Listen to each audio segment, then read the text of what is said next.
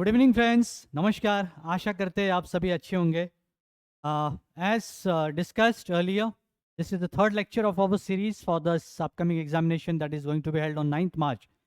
TTDC का sub zonal development officer and deputy principal officer के लिए जो एग्ज़ाम होने जा रहा है, उसके लिए हमने ऑलरेडी लेक्चर सीरीज स्टार्ट किया है। मेरा प्रीवियस लेक्चर टीटीएडीसी 6 शेड्यूल पर हुआ है, कनवा सर का फिजिकल पॉलिसी पे हुआ है, और ये थर्ड लेक्चर है on history of Tripura.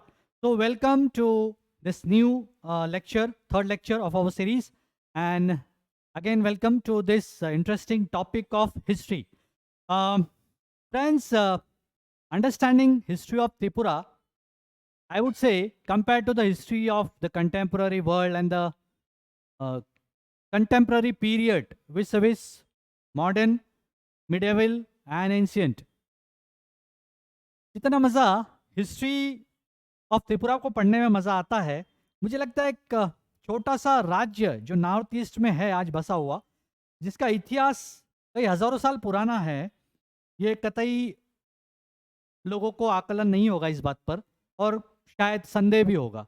But ये हकीकत है कि करीबन 6019 से 20 साल पहले त्रिपुरा के पहले राजा, जो माइथोलॉजी के लेरा के राजा होंगे, ध्रुव, उनका वर्णन महाभारत से कनेक्टेड है, और वो भी कुरुक्षेत्र की लड़ाई से पहले जिनका वर्णन आता है, तो वेद व्यास के लिखित सूत्र में इसका उल्लेख मेंशन है, वायु पुराण में, और कई सारे पौराणिक कथाओं के इसमें इसका रेफरेंस आता है।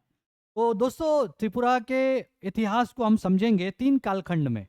यदि इसको उचित तौर से स्ट्रक्चर्ड वे में समझना है, तो एक था माइथोलॉजिकल एरा, जिसको हम हिंदू ट्रेडिशनल पीरियड बोलेंगे, क्योंकि हिंदू पौराणिक कथा के मान्यता के अनुसार माइथोलॉजिकल नैरेटिव्स के हिसाब से, लिटरेचर के हिसाब से, ध्रुव से लेके शैवा तक जो राजा थे, उसके बाद का जो मिडाइवल पीरियड है, वो मोमेडन एरा जिसको बोलेंगे, वहाँ से दूसरे राजाओं का दौर शुरू होता है करीबन 25, और उसके बाद एक डायनेस्टी है जो आज त्रिपुरा में हम जिसको जाना जाता है माणिक्य डायनेस्टी, माणिक्य घराना। तो यहाँ से शुरू होता है मॉडर्न पीरियड का, प्री मॉडर्न पीरियड का मैं कहूँगा, और अल्ट्रा मॉडर्न पीरियड की जो कहानी शुरू होती है, मैं कहूँगा महाराजा बीरचंद्र के वक्त से। अगर ओवरलैपिंग पीरियड को देखा जाए, तो 1857 के रिवोल्ट के दरमियान जो महाराष्ट्र ईशान चंद्र माणिक्य 1849 टू 1862, उसके बाद का मैं मॉडर्न पीरियड समझता हूँ, क्योंकि वही मॉडर्न पीरियड था बीरचंद्र माणिक्य जी का, जहाँ पर मॉडर्न एरा ऑफ त्रिपुरा, उन्हें मॉडर्न आर्किटेक्चर माना जाता था त्रिपुरा का। तो मैं वहाँ से इसे टेक्निकली मॉडर्न पीरियड मानता हूँ। तो ये 3 कालखंड में समझेंगे। तो let's begin. Before that, let me remind you, this is our schedule of our lecture series। so आज जो है वो थर्ड लेक्चर चल रहा है। Secondly, pre seminar 3rd March from morning 10 AM to 4 PM, venue Agartala press club, second floor में है। तो आप लोग का रजिस्ट्रेशन, जो लोग आना चाहते हैं इस सेमिनार में, multiple faculty will discuss upon the various facets of the examination. At the end of the examination, before we conclude the day, there will be a full mark 100 marks question MCQ based on the strictly as per the examination pattern. तो ये चीज है। और I am glad to announce that Ramanujan has specially taken effort to publish an e-book that comprises of 3000 MCQ questions। बहुत सारे जो लोग query कर रहे थे, उनके लिए मैं बोलूँगा कि ये गुड न्यूज़ है। बहुत लोगों का एमसीक्यू को लेकर एम्फेसिस था, तो ये एमसीक्यू आपके लिए ई बुक फॉर्म में तैयार है फॉर दिस अपकमिंग एग्जामिनेशन। इसका मूल्य है 499 रुपीज़ ओनली। व्हाट्सअप और कॉल, और you can download it from the app. If any technicality you are facing, you can just contact our office team and they shall help you. So wish you good luck before you proceed with this MCQ. Now let's begin with our first topic. As I told कि हम 3 कालखंड के हिसाब से त्रिपुरा के इतिहास को समझेंगे। तो ये आपके सामने आप देख रहे हैं chronology of early kings of Tripura. ये आप देख रहे हैं अर्ली किंग्स ऑफ त्रिपुरा। आप इसे रीड कर लीजिए।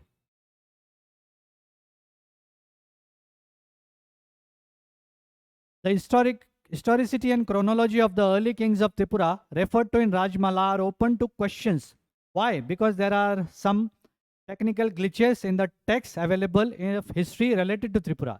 Any detailed description of the role and activities of early rulers is conspicuous by absence of chronicle. क्योंकि chronicle राजमाला एकमात्र ऐसा ऑफिशियल टेक्स्ट है जो राजाओं के क्रोनोलॉजी को दर्शाता है, उनके अपने एग्जिस्टिंग पीरियड के हाइलाइट्स को दर्शाता है, और इसके अलावा कुछ अंश में उन माइथोलॉजिकल फिगर्स राजाओं का भी उल्लेख है जो टेक्निकली जिसके ऊपर रिसर्च और एम्पिरिकल बेस पे स्टडी बहुत लैकिंग है।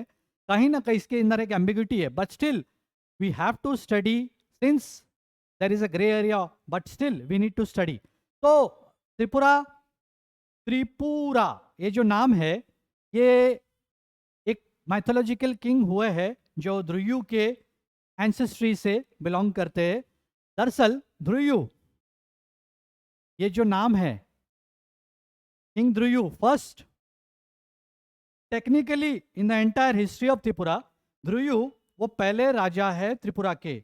बहुत लोग, किसी ने मुझसे पूछा कि रत्नमाणिक्य त्रिपुरा के पहले राजा है, तो मैं उनको बताना चाहूँगा कि वो रेफर करते हैं माणिक्य डायनेस्टी की शुरुआत के अर्लियर पीरियड से, जहाँ पर वो रत्नमाणिक्य जिन्होंने कॉइन लॉन्च किया था त्रिपुरा में, वो उनके उल्लेख से, उस रेफरेंस से समझते होंगे, but that is not the right answer. First king of Tripura is always Druhyu. अब ध्रुयु कौन थे? नाउ ध्रुयु ये लूनार डायनेस्टी जो है चंद्रवंशी, इसके घराने से बिलोंग करते हैं, और ये पुत्र है ययति के। ययति नाम लिख लीजिए, ययति ये पुत्र है ध्रुयु।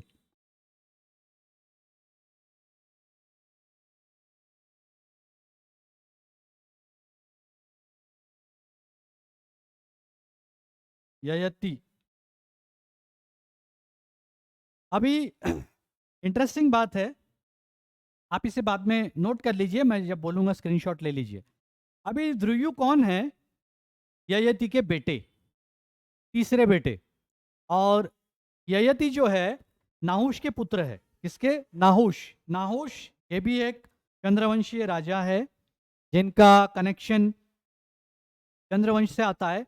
अब आपको थोड़ा सा कॉम्प्लेक्सिटी यहाँ पर आता है, ये कौन है, ये सब झमेला क्या है, कौन है Chandravanshi?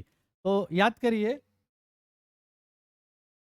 Mythologically Brahma ji is the creator of the universe. Brahma ji जो है उनके बेटे अत्रि, अत्रि के बाद में चंद्र, गॉड ऑफ मून, मैं नीचे लिखता हूं, चंद्र के बाद है बुद्ध, बुद्ध के बाद है पुरुरायास या पुरुरावास, उसके बाद आपका आता है असु, असु के बाद आता है नाहुष। आया ध्यान में? और नाहुष के पुत्र है ययति, और ययति के पुत्र है ध्रुयु। अब कहानी क्या है? ययति प्रतिष्ठानपुर, वो उस तरफ नॉर्थ वेस्ट पंजाब उस तरफ जब आर्यन आए थे उस जगह को प्रतिष्ठानपुर बोला, और वहां से त्रिपुरा का ईस्टर्न साइड का कनेक्टिविटी कैसे, महाभारत में त्रिपुरा का उल्लेख है, ऐसा बहुत बार कोई भाषण में बोलता है या हिस्ट्री के रेफरेंस से बोलता है, बट कहाँ पर वो वेस्टर्न रीजन और कहाँ पर ईस्टर्न रीजन, इसके पीछे की माइथोलॉजी कहानी को थोड़ा सा आइडिया में समझ लेते हैं तो आपका हिस्ट्री समझना मुझे लगता है बहुत आसान और इंटरेस्टिंग हो जाएगा। तो दरअसल ययति को एक कर्स नाहुष ने दिया था। दरअसल नाहुष का ऋषि, सप्त ऋषियों ने कर्स दिया था। जब इंद्र के बाद उन्होंने इंद्र के पास जब एब्सेंस में इंद्रलोक की पावर हासिल की, राजगद्दी हासिल की, तो उन्होंने वो पावर मिली, उन्होंने तीनों लोक पर राज किया। तीनों लोक के राज करने के बाद में उनके अंदर अहंकार छा गया, अहंकार, घमंड। और इंद्र की बीवी साची, साची पर ही उनकी नजर गड़ गई और साची के साथ वो विवाह करना चाहते थे। वो डायरेक्ट बॉस की बीवी पे नजर के बॉस को पता ना ठीक नहीं लगा, और सप्तऋषि जो अपने सात्विक गुणों के लिए, अच्छे कर्मों के लिए पहचाने जाते हैं, उन्हें ये बात खपी नहीं, उन्हें ठीक नहीं लगी। और एक हरकत नाहुश की हुई कि पैलंक्विन डोली लेकर भेज दिया साची के दरबार के पास और बोला कि उनको लेके आइए, सप्तऋषियों को कहा। तो ये बात ऋषि अगस्त्य को खपी नहीं, ठीक नहीं लगी। ऋषि अगस्त्य ने उसे सर्प बनने का श्राप दे दिया। सर्प बनने का श्राप देने के पश्चात नाहुश सांप में कन्वर्ट हो गए। वो सांप था पाइथन। तो ये सप्तऋषियों के श्राप पर वो बने। फिर उसके बाद कहीं ना कहीं एक इंटरनेट में से आया, गैप आया, और नाहुश के बेटे यति वो एसेटिक लाइफ जीना चाहते हैं, ब्रह्मचर्य का जीवन। तो उन्हें राजगद्दी सौंपी गई, बट उन्होंने उसे ठुकरा दिया और कहा कि मैं एसेटिक जीवन जीना चाहूंगा। और बचते हैं ययति। फिर वो उस राज्य गद्दी पे आए और ययति ने वहां से अपना कार्यभार संभालना शुरू किया। अब ययति का भी फिर वही कांड हुआ कि वो भी कर्ज खा गए। ययति को राजपाट मिलने के बाद ययति ने शुक्राचार्य की बेटी देवयानी से विवाह किया। यानी ध्रुयु की वाइफ, बीवी देवयानी, और ध्रुयु की एक दूसरी कॉन्सॉर्ट थी शर्मिष्ठा। ये नाम याद रखिए दोस्तों, आपके लिए सवाल बनेगा नहीं, बन जा भी सकता है। और देवयानी से 2 बेटे थे।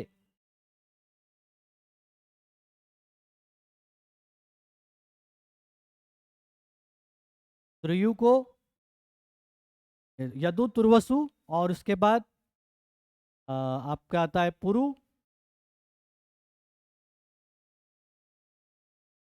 यदि ध्रुयु और ध्रुयु, जो ये है, ये वाला बेटा, इसको भी बंबू दे दिया था बॉस ने। आपने इसको भी बंबू दिया, कर्ज दे दिया, और इसको भी कर्ज मिला। अब ययति का कर्ज कैसे हुआ? देवयानी के साथ विवाह किया था शुक्राचार्य की बेटी से। विवाह होने के बाद आशीर्वाद दिया ससुर ने और कहा, बेटा कोई लफड़ेबाजी, लड़कीबाजी, लौंडियाबाजी मत करना, वरना ठीक नहीं होगा। But temptation, greed and lust में ययति पड़ गए। और देवयानी की जो कॉन्सॉर्ट थी, अटेंडेंट थी, उसकी मेड बोलेंगे, नौकरानी बोल सकते, वो थी शर्मिष्ठा। और विवाह के बाद, ये पहले से इसके दरबार में रहती थी शर्मिष्ठा, अब विवाह के बाद ये शादी के साथ इसके साथ चली गई थी इनके दरबार में, उसकी देवयानी की अटेंडेंट बनकर। अब वहाँ पर जो है ययति और शर्मिष्ठा का कनेक्शन हो गया। और एक दिन शर्मिष्ठा ने ययति से कहा कि मुझे बेटा चाहिए, आई वॉन्ट अ सन। तो ये बात सुनकर ययति वॉज क्वाइट शॉक। उसने बोला कि नहीं, मैं ऐसा कुछ कर नहीं सकता हूँ, मेरे ससुर शुक्र जी ने मुझे का ताकीद दे कर रखी है, वार्न किया है कि ऐसा कुछ नहीं हो सकता है। तो इमोशनल कर दिया शर्मिष्ठा ने ययति को, कि बोला कि ये तो गलत है, तो धर्म के खिलाफ है, प्रजा का सुख देखना तो राजा का काम है। तो ये बड़ी बड़ी बात में ययति फंस गए। और फिर ययति ने वही कांड किया जो सभी की साधना भंग करके सुंदरी के प्यार में वश होकर जो कांड पुरुष करते आए हैं, जिसका इतिहास में वर्णन भी है, वही हुआ। और इनकी इंटीमेसी बन गई। इंटीमेसी बनने के बाद, रिलेशनशिप बिल्ट होने के बाद, ये विवाहबद्ध हुए। ऑफिशियल तो नहीं बोल सकते, बट एक कॉन्सॉर्ट के रूप में थे। और यहाँ पर तो पहले से थी विवाह, देवयानी के साथ पहला connection, first line, second line Sharmishtha के साथ। अब ये विवाह के दौरा जो पुत्र थे वो 2 थे। और यहाँ पर भी मतलब इधर डिलीवरी हुई 2, उसके बाद इधर डिलीवरी हुई 3। इनकी एक बेटी भी थी इधर, माधवी। माधवी का ज़्यादा उल्लेख नहीं आता। तो ये कांड हुआ कैसे, ये देवयानी सोचने लगी, तो बाद में पता चला कोर्ट की और दूसरी एक किसी सोर्स से, जो इनकी गुरनिका, इनकी जो खबरी थी, उसने बताया कि ये लोग प्यार में थे, रिलेशन में थे, और जंगल में यहाँ वहाँ पे मिलते थे, उसने देखा था।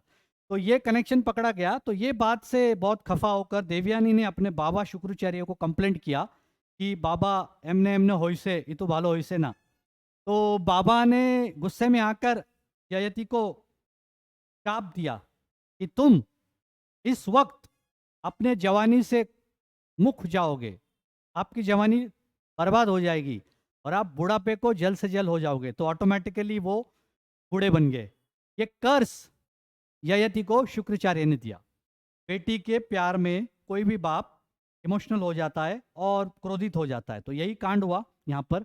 और कुछ वक्त के बाद यह रियलाइज हुआ शुक्राचार्य को कि शर्मिष्ठा बेटा चाहती थी, एक वंशज चाहती थी, इसलिए ययति को शायद इस संबंध में पढ़ना पड़ा। तो कहीं ना कहीं एक बाप को एक लड़की के बारे में, इस सुख के बारे में, इस इच्छा के बारे में पता चला, और उन्होंने शायद एकाएक ऐसा लगा कि शायद कर्ज दे दिया, गलत हुआ। तो वो रिपेंट किए और उन्होंने बोला कि ययति को कि ठीक है, श्राप तो दे दिया, लेकिन तुम्हारे कोई पुत्र में से ये श्राप कोई एक्सचेंज कर सकता है, अपने ऊपर ले सकता है, तो तुम्हें अपना खोया हुआ जो वक्त है, जो आगे चला गया है, वह वापस इस टाइमलाइन पीछे ले जाएगा, यानी आपको आपका युवा आयु वापस मिल जाएगा। तो ययति ने ये चैलेंज अपने बेटों के सामने रखा, पर बेटे सूत कपूत निकले, नालायक। उनको ऑफर रखा कि ऐसा ऐसा श्राप था, इस श्राप से मैं बाहर निकलना चाहता हूँ, तो आप कोई इसे ले लीजिए अपने ऊपर। तो सब बोले नहीं नहीं भाई, हम नहीं करेंगे। आदि ध्रुयु ध्रुयु, फिर यदु तुर्वसु, किसी ने भी किया एक्सेप्ट पुरु। पुरु ने एक्सेप्ट कर लिया। पुरु कुछ वक्त के बाद फिर उस ययति के राजगद्दी पे बैठ गए और इनको श्राप दे दिया कि भागो यहाँ से, एखन থেকে बाहर हो। हाँ, अपनी एखन थाकर कौन दरकार नहीं। कौन बोला? ययति ने बोला, पुरु को छोड़ के बाकी चारों बेटों को, और वहां से उनको भगा दिया। भगा दिया तो ध्रुव को ऐसा श्राप था कि ऐसे जगह की तू, ऐसे जगह जाके रहना जहाँ पर पाथलेस हो, कोई दिशा नहीं है, दिशाहीन हो, और जहाँ जल हो। तो ईस्टर्न साइड में जो आप सुंदरबंस देखते हो, ये eastern belt, bay of Bengal के तरफ का, ये उस वक्त एक कॉन्फ्लुएंस, एक रिवर बॉडी ह्यूज हुआ करता था, बहुत सारे अंश में वहां पर पानी का स्रोत पाया जाता था, लैंड मस नहीं होता था। तो वहां पर एक श्राप के तहत ये भटकते हुए आ गए। ये बाप ने भगा दिया इनको, फिर ये आ गए। ये आने के बाद एक आश्रम में इनको जगह मिली। कहाँ पर? कपिल मुनि जी के। अब तब का दौर ऐसे था, तो ये जो है कपिल मुनि, कपिल मुनि के आश्रम के पास ये आकर रुक गए। अब तब का दौर ऐसे था कि कोई अनजान आदमी आए तो गुरुकुल के आश्रम में जो रहने वाले ऋषि होते थे वो वेलकम करते थे कि तुम इधर रहो। फिर वो सेटल हुए वहां पर। धीरे धीरे उन्होंने अपने ताकत, इच्छा शक्ति, ऊर्जा से उस एरिया को एक्सपांड किया। एक्सपांड करने के बाद ध्रुव के लाइनेज से एक साम्राज्य तैयार हुआ जो फ्यूचर में त्रिपुरा बनने वाला था, जबकि ये सेटलमेंट और रिवर्स के आसपास थी।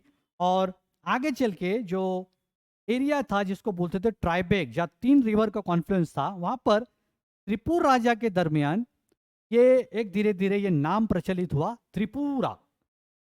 बोरोक में भी त्वी मतलब, त्वी मीन्स वाटर। तो ये नाम टेक्स्ट ऐसा कहता है हिस्टोरिकली कि ये नाम वैसे लिया गया है, बट इसका कोई प्रमाण एक्यूरेट नहीं है। तो कपिल मुनि जी के आश्रम में ध्रुव सेटल हो गए और कुछ अरसे के बाद ये जनरेशन हो गई, एक तरीके से एक सेटलमेंट हैबिटेशन डेवलप होने लगा। और कुछ जोग्राफिकल सिचुएशंस ऐसी बिल्ट हुई कि लैंड मास क्रिएट हुआ, वाटर सेडिमेंट्स, वाटर में जो स्टोन सेडिमेंट जमा होने के बाद लैंड मासेस क्रिएट हो गया, तो हैबिटेबल कंडीशंस हो गई। तो अभी आपको ये चीज़ मैं जो बता रहा था वो समझ में आई कि त्रिपुरा के जो पहले जेनोलॉजिकली माइथोलॉजिकली जो फर्स्ट किंग है वो ये है ध्रुयु। ध्रुयु देवयानी के पति, शर्मिष्ठा के पति ध्रुयु,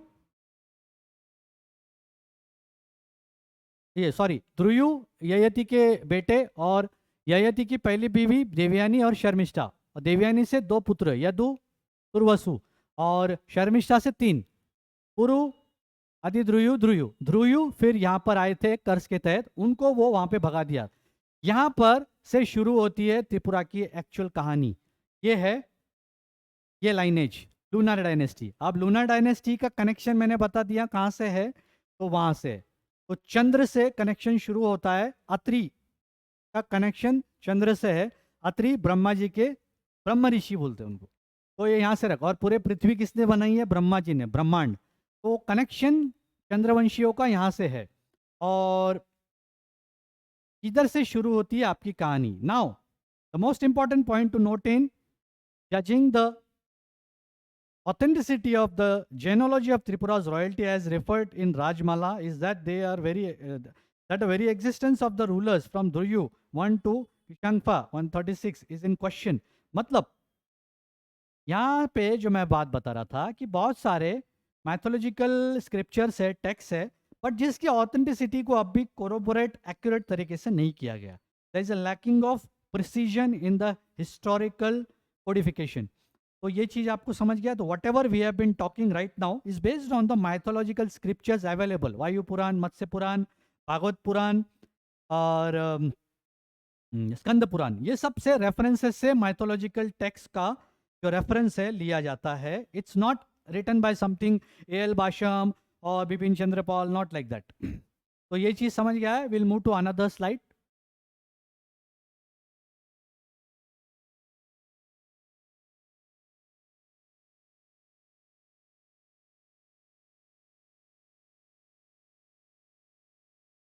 फ्रेंड्स, हिस्ट्री का लेक्चर है, थोड़ा सा लंबा हो सकता है, but history is not an easy topic, it is quite extensive, और उस हिसाब से आप समझ सकते हो।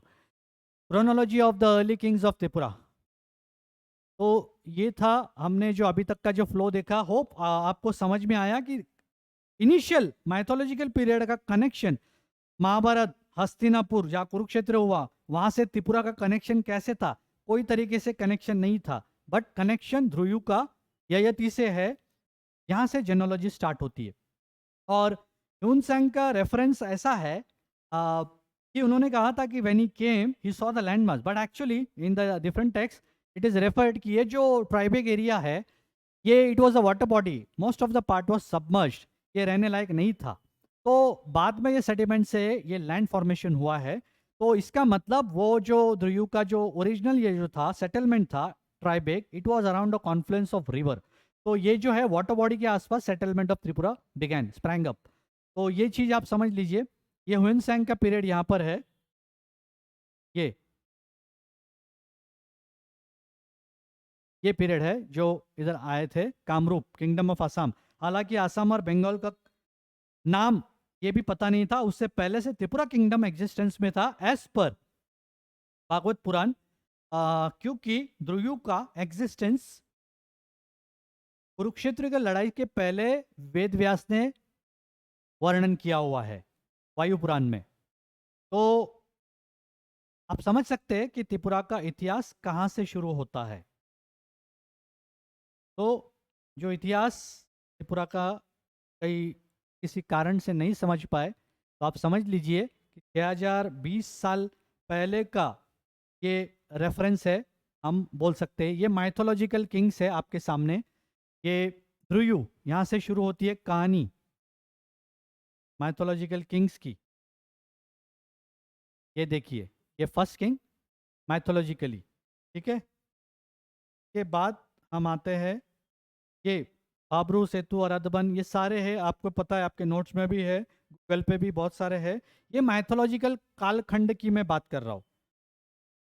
ये अब इसमें ये जो मैं बता रहा था त्रिलोचन, आपका क्वेश्चन एक यहाँ से बन सकता है। त्रिपुर, यहाँ से सेटलमेंट स्प्रैंग अप।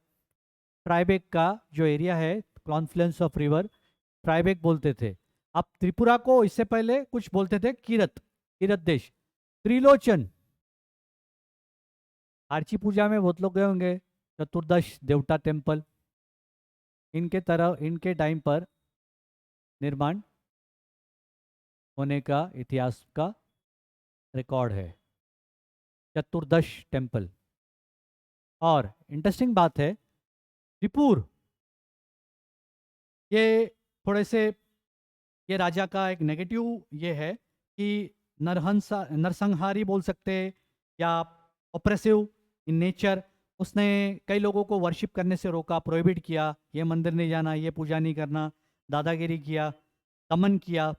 और इसके दमन से, अत्याचार से प्रजा पीड़ित थी। तो लोगों ने भगवान से, शिवजी से आह्वान किया कि इससे मुक्ति दे, इसका खात्मा किया जाए। तो एक दिन वो शिकार के लिए निकल पड़ा, और वही अपने अहंकार में, आत्म रुतबे में निकला, और कहीं ना कहीं शिव जी के त्रिशूल से उसका घाव मिला, और उस घाव के चलते वो जगह पर खत्म। और खत्म होने के बाद रानी हीरावती जो थी, उनकी विधवा, उनके पास कोई संतान नहीं थी। तो कहीं ना कहीं उनकी उस हालत को देखकर शिव जी को बड़ी दया आई, और उन्होंने उन्हें ब्लेस किया, एंड शी कंसीव्ड। उसी वक्त एक पुत्र का जन्म हुआ जिसका नाम है Trilochan. He was a virtuous king with the pious nature, और वो शैवायत थे, शिव जी को मानने वाले। और उस वजह से देखिए, त्रिपुरा में एक स्पिरिचुअलिटी का जन्म होता है।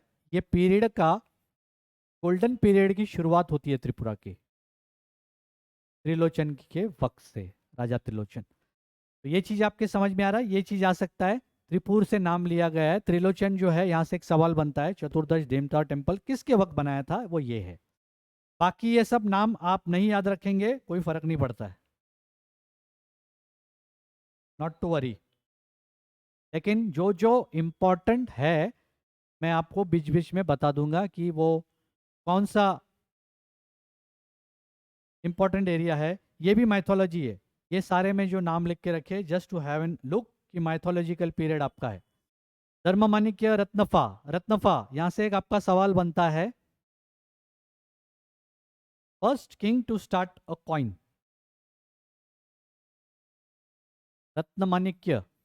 फा, फा एक उपाधि होती थी, just like a guardian, a title. Pha means father, कोई बड़ा, घर में का कोई बड़ा है, बुजुर्ग है, तो फा था। और फिर यहीं से, मतलब माणिक्य टाइटल इस दौर से, इस पीरियड से, between late medieval to early modern ऐसे बोल सकते। बट प्योरली ये मिडाइवल पीरियड ही है, क्योंकि मुगलों का शासन था उस वक्त। और यहाँ पे कंटेम्पररी पीरियड था, जहाँ पर अकबर का रूल भी था मुगल बादशाह के तौर पर। और उनके कोर्ट हिस्टोरियन एन ए अकबरी जो लिखे थे, अबुल फजल, उसमें विजय माणिक्य, महाराज विजय माणिक्य का उल्लेख है। तो ये याद रखिए। यहाँ से एक सवाल ऑलरेडी टीसीएस टीपीएस में आया है, मिसलेनियस में आया है, और ऐसे बहुत सारे हैं। मुकुट माणिक्य, मुकुट माणिक्य का ओरिजिनल नाम था अमर माणिक्य, महाराजा अमर माणिक्य। महाराजा नहीं था एक्चुअली, महाराजा टाइटल बाद में आया। ये वही है जिन्होंने पॉइजन खाकर आत्महत्या की थी अपने बेटे के दुर्व्यवहार की वजह से। And in frustration and with the problems of the kingdom, उन्होंने आत्महत्या की, और भी बेटा उसके लिए कारण बन गया। Mukut Manikya was the title ही अडॉप्टेड। तो ये याद रखना, विष प्राशन करके किसने आत्महत्या की थी, मुकुट माणिक्य। ये एक सवाल बनता है आपका। और गोविंद माणिक्य आपको पता है, मंदिरों का निर्माण किया, हम लोग आएंगे उस पर। छात्र माणिक्य, इनका नाम है, मैं लिखता हूँ फिर आप इसको कॉपी कर लेना, नक्षत्र रॉय। नक्षत्र रॉय नहीं, नक्षत्र, छात्र माणिक्य, नक्षत्र माणिक्य बोलते थे उनको। यशोधर माणिक्य बहुत है, उदय माणिक्य उदयपुर का, जिन्होंने जबरन कंट्रोल करके नामकरण उदयपुर कर दिया, जबकि वो माणिक्य डायनासिटी नहीं थे, वो दूसरों के थ्रू आए थे, लेकिन उन्होंने माणिक्य टाइटल यूज़ कर दिया। और इसमें से आपका इम्पोर्टेंट है, आप एग्ज़ाम के लिए जो पढ़ोगे, और मैं सेमिनार के दिन आपको इस पर्टिकुलर इनके ऊपर ज़्यादा इंसाइट दूंगा। I do not want to bother you with much facts. विजय माणिक्य, मुकुट माणिक्य, छात्र माणिक्य, गोविंद माणिक्य, कल्याण माणिक्य का एक क्वेश्चन एक बनेगा उसमें, वो मैं बताऊंगा। ये आपको मैं इम्पोर्टेंट, ये एक पीरियड है, यहाँ से आपको मान लीजिए अगर 20 क्वेश्चन आते हैं तो 4-5 समझो, 5-7 इधर से आ जाएंगे, ट्रेडिशनल एंड मिडाइवल पीरियड, और मैक्सिमम जो है मैं जो मेन कराऊंगा इसमें से कराऊंगा। आप इसको स्क्रीनशॉट ले लीजिए, और कौन सा एग्जामिनेशन पॉइंट ऑफ व्यू से इंपॉर्टेंट होगा मैं इसके ऊपर आपको कुछ इन्फॉर्मेशन दूंगा। और जिस दिन आप सेमिनार में क्वेश्चन पेपर सॉल्व करने के लिए आओ रहोगे, तब आपको इसमें का कुछ बताया हुआ फैक्ट्स मेरा सेमिनार के दिन आपको काम में आने वाला है। तो ऑलवेज रिमेंबर, क्या आपको किस फ्लो में मैं पढ़ा रहा हूँ, आप इसके अंदर क्या क्या इंपॉर्टेंट है ये भी नोट करते जाइए, ठीक है। गोविंद माणिक्य 2 बार, रामदेव माणिक्य, रत्न माणिक्य सेकेंड, वो फर्स्ट वाले नहीं है, दूसरे है। नरेंद्र माणिक्य, रतन माणिक्य सेकेंड टाइम, महेंद्र माणिक्य, धर्म माणिक्य, जगत माणिक्य। ये मैंने येलो में, ये माणिक्य का डायनेस्टी का ही कंटिन्यूएशन है, बट मैंने थोड़ा सा बोल्ड किया है क्योंकि इसमें आपका इम्पोर्टेंट इनका काल रहा है, और उसके बारे में आपको मैं सेमिनार के दिन से सेमिनार रखा है ताकि बहुत इंपॉर्टेंट फैक्ट्स उस दिन हम आपको बता पाए। तो इम्पॉर्टेंट ये है गोविंद माणिक्य, धर्म माणिक्य, क्योंकि इनके टाइम कुछ टेम्पल्स का निर्माण हुआ है, और वो इम्पोर्टेंट आज के डेट में टेम्पल्स काफ़ी गुरुत्वपूर्ण माने जाते हैं। तो ये था आपका मिडाइवल पीरियड के कुछ मेन नाम जो मैं बता रहा हूँ। ये सब आप याद रखिए नाम, पहले तो नाम याद रखिए फिर उनका फैक्ट्स याद रखिए, बिकॉज एंशिएंट और मिडाइवल से उतना ज़्यादा इंफॉर्मेशन आपके ऊपर बॉम्बार्ड करना will be a big injustice. तो ये याद रखिए, देख लीजिए। मेन क्वेश्चंस आपके आएंगे मॉडर्न पीरियड, मॉडर्न एरा।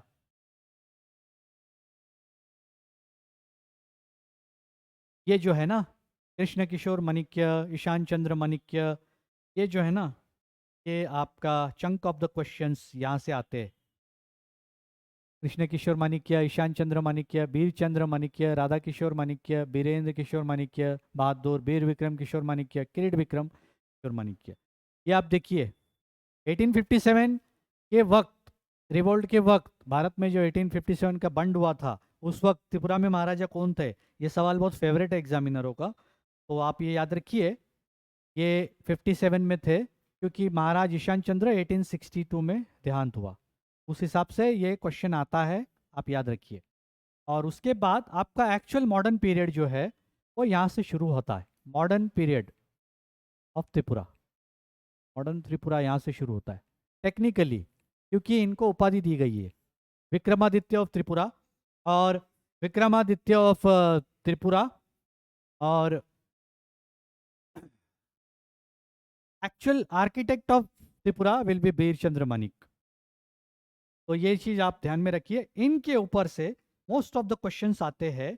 और उसके बाद इंडिपेंडेंस की तरफ जब बढ़ते हैं, वहाँ से मर्जर के वक्त का और यूनियन टेरिटरी स्टेट, वहाँ तक के कुछ क्वेश्चंस आते हैं। It could be either in GK और इन फुल फ्लेज हिस्ट्री। तो ये चीज़ आप याद रखिए। We are coming to the detailed of this modern period.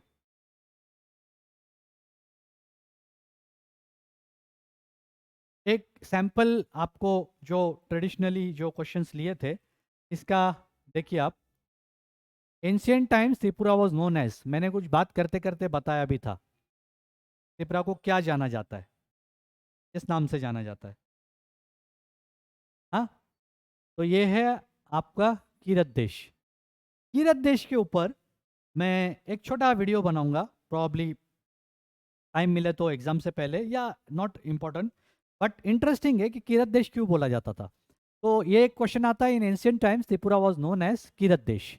अब ये ऑप्शन आता है आपको, कीरत देश आसाम बंगाल कामरूप नहीं, Kirat Desh. Rajmala which is chronological of the kings of Tripura was written during the reign of which king.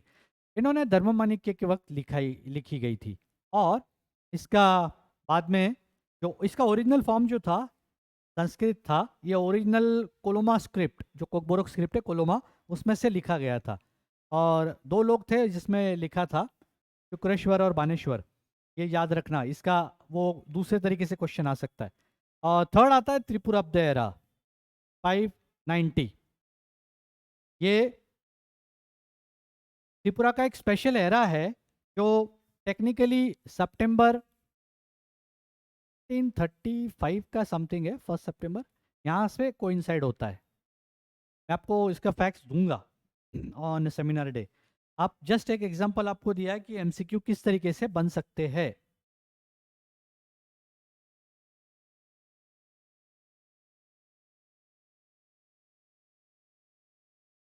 Now coming to the as discuss, जो हमने पहले डिस्कस किया कि मॉडर्न पीरियड का स्टडी जो है क्यों इम्पोर्टेंट है। तो ये देखिए, महाराजा बीर चंद्र माणिक्य, इनका ये ईशान चंद्र के बाद ये है ईशान चंद्र, ठीक है। ये यहाँ से इनके बाद ईशान चंद्र जी के बाद से ये वीर चंद्र माणिक्य विक्रमादित्य, मैंने मॉडर्न त्रिपुरा के जो शिल्पकार है उनको विक्रमादित्य भी बोला जाता है। तो ये एक सवाल बनता है कि who is known as the Vikramaditya of Tripura, Vir Chandra Manikya होगा।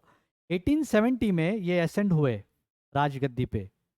उसके बाद उन्होंने एडमिनिस्ट्रेटिव कन्वीनियंस के लिए एक प्रॉपर वे में रेगुलेटरी फ्रेमवर्क लाया। एक तरीके से बोल सकते हैं कि एडमिनिस्ट्रेटिव वे में ऑर्गेनाइज करना शुरू किया, और इन्होंने राज किया टोटल 34 ईयर्स। बहुत राजा है, बहुत यंगेस्ट, कम उम्र में चल बसे, इनका रूल काफ़ी लंबा रहा है।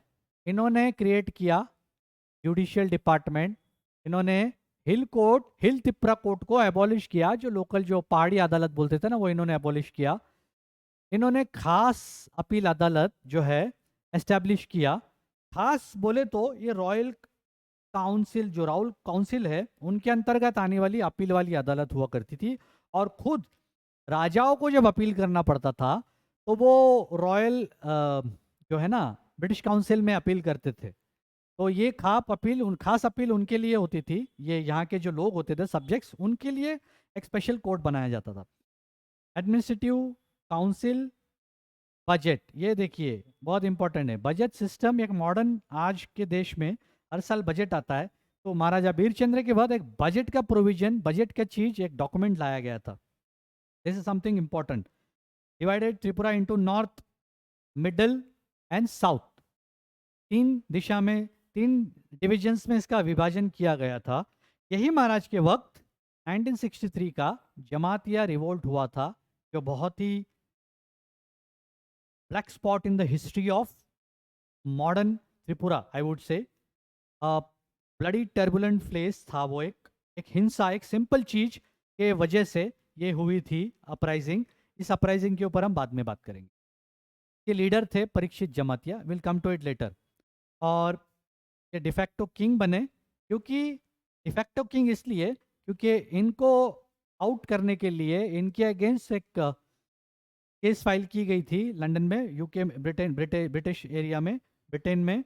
और वो जजमेंट इनके फेवर में आने के बाद वो डिफेक्टो बने।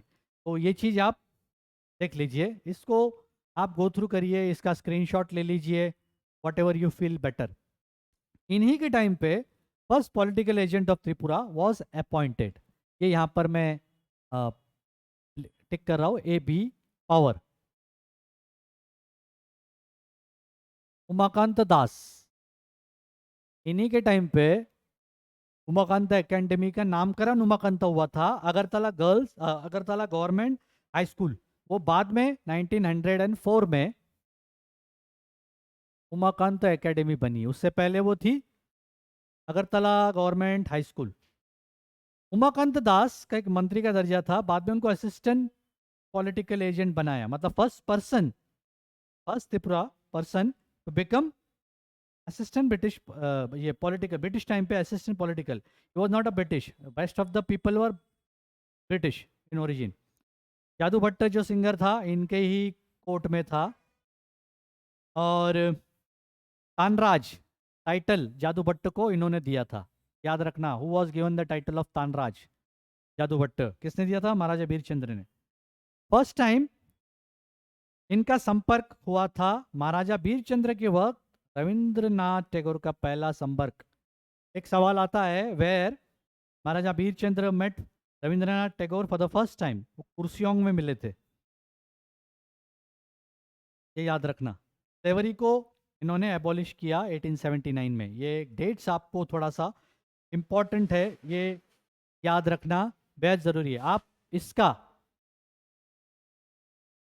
इंफॉर्मेशन इसको कैप्चर कर लीजिए, बहुत इंपॉर्टेंट है। यहाँ से महाराजा बीरचंद्र के काम की जो आलोचना हम कर रहे थे, इस पीरियड से इम्पॉर्टेंट क्वेश्चंस अराइज होते हैं। तो you better take a screenshot of it. ये जो हाइलाइट्स है जो मैंने येलो में किए, take a screenshot of it. I hope screenshot ले लिया। Will move to next slide.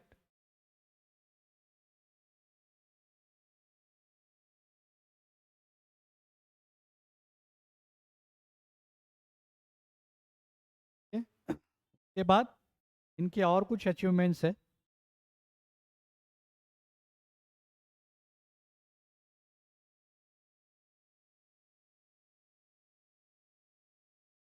Child marriage abolish किया, सती एबॉलिश कर दिया, एडमिनिस्ट्रेटिव रिफॉर्म्स एक हाईलाइट में बता रहा हूँ।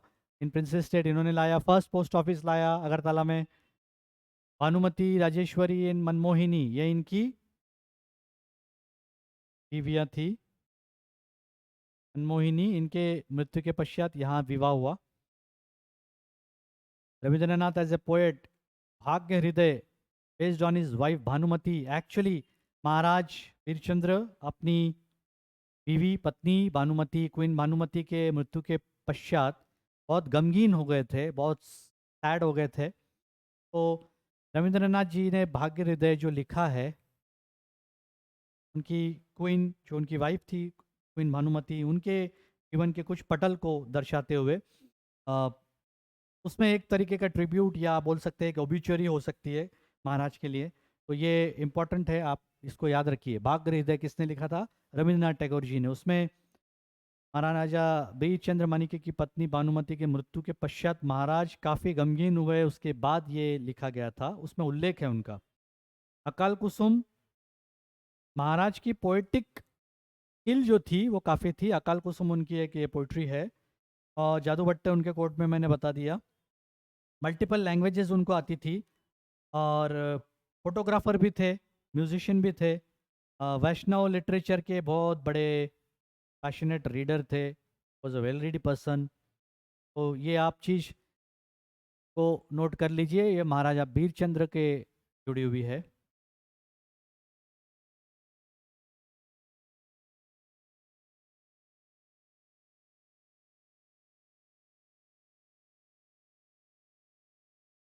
क्या आ गया?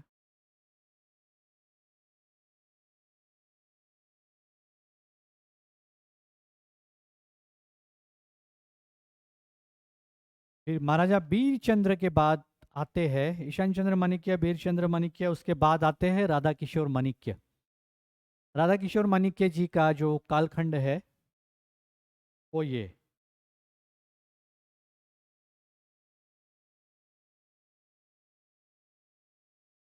1896 टू 1909।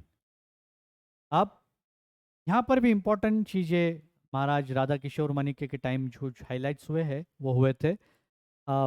महारानी तुलसीवती जो मणिपुर की रानी थी, उनसे विवाह हुआ था। तुलसीवती स्कूल जो है एमटीबी, ये इन्हीं के नाम पर है।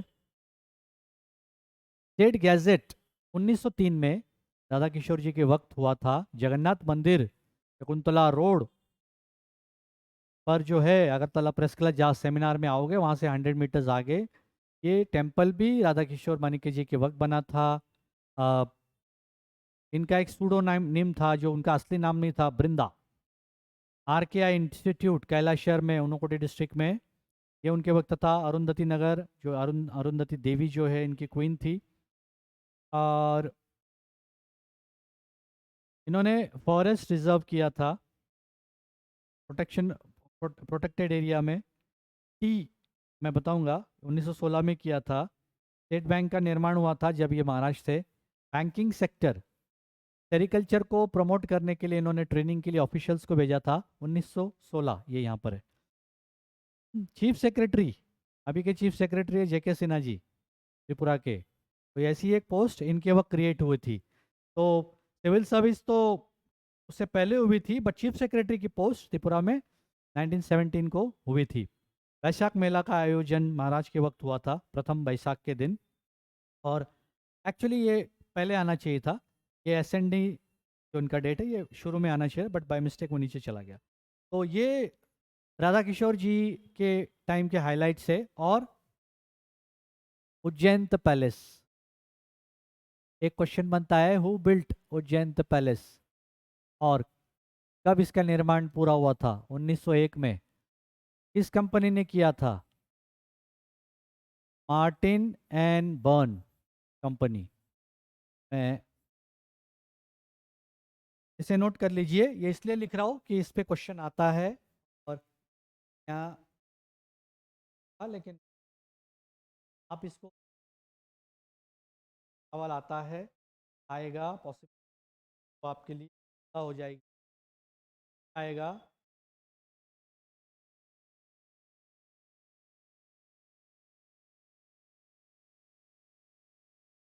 और ये just political relationship with Bengal, financial assistance to poet Hemchandra Bandopadhyay. Actually poet Hemchandra एक डिस्टिंग्विश पोएट थे, तो उनकी फाइनेंशियल डिस्ट्रेस की कुछ कंडीशंस महाराज को पता चली, तो उनके लिए एक फाइनेंशियल हेल्प उन्होंने की थी। मंथली 30 रुपीज़ एक अलाउंस चालू कर दिया था। इवन सर जगदीश चंद्र बोस को साइंटिफिक उनके इनोवेशन के लिए, रिसर्च के लिए, साइंस रिसर्च के लिए उन्होंने फंडिंग की थी, फाइनेंशियल असिस्टेंस दिया था। ये एक इम्पॉर्टेंट है, जगदीश चंद्र बोस। और दिनेश चंद्र जो सेन थे, जो नॉवेलिस्ट थे, इनको भी फाइनेंशियली असिस्ट किया था। ये चीज़ आप याद रखिए। ये दो कौन लिटरेचर राइटर्स है जिनके लिए फाइनेंशियल असिस्टेंस महाराज ने दी थी। रेवेन्यू डिपार्टमेंट को रीऑर्गेनाइज किया गया था इनके वक्त, जुडिशियल डिपार्टमेंट को और रेवेन्यू को। आईजीएम हॉस्पिटल, जो विक्टोरिया हॉस्पिटल बाद में जो बना 1992 में, ये पहले आईजीएम, ये सॉरी 1992 में आईजीएम हॉस्पिटल बना, ये पहले विक्टोरिया हॉस्पिटल हुआ करता था। म्यूजियम, म्यूजियम लिखा है बट म्यूजियम बना था 82 में, 1901 में। और जुलाई 2011 तक मॉडर्न टाइम्स में रिसेंटली ये असेंबली हुआ करती थी यहाँ पर, बाद में शिफ्ट हो गई 11 के बाद। ये आप भी नोट कर लीजिए, एक क्वेश्चन बन सकता है यहाँ से। तो तुलसी बाती स्कूल, उमाकांता एकेडमी, ये सब महाराज के वक्त बता था। 1909 में दुर्भाग्यपूर्ण तरीके से एक कार एक्सीडेंट में उनका देहांत हो गया, जब वो काशी बनारस, तब बनारस था, उस वक्त जा रहे थे, तब ये हादसा हुआ। और after getting seriously injured he succumbed to it। तो 1909 में महाराजा राधा किशोर जी की मृत्यु हुई। तो ये चीज़ आप नोट कर लीजिए। जगदीश चंद्र बोस को financial assistance for research work, Hemchandra Bandopadhyay को मंथली असिस्टेंस चालू किया था 30 रुपीज़। दिनेश चंद्र जी को भी फाइनेंशियल असिस्टेंस दिया था। रेवेन्यू जुडिशियल ये रीऑर्गेनाइज हुआ, आईजीएम हॉस्पिटल इनके वक्त बना, तुलसी बाती इनके वक्त बना, उमाकांत एकेडमी इनके वक्त बना। तो I hope this facts are giving you more information in terms of objective questions, जो आप बोलते रहते हो, objective objective, MCQ MCQ MCQ MCQ MCQ. तो ये एमसीक्यू है आपके सामने।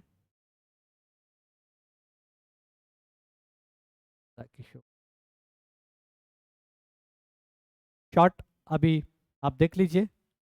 वीरेंद्र किशोर उनके बेटे, इनकी जो पत्नी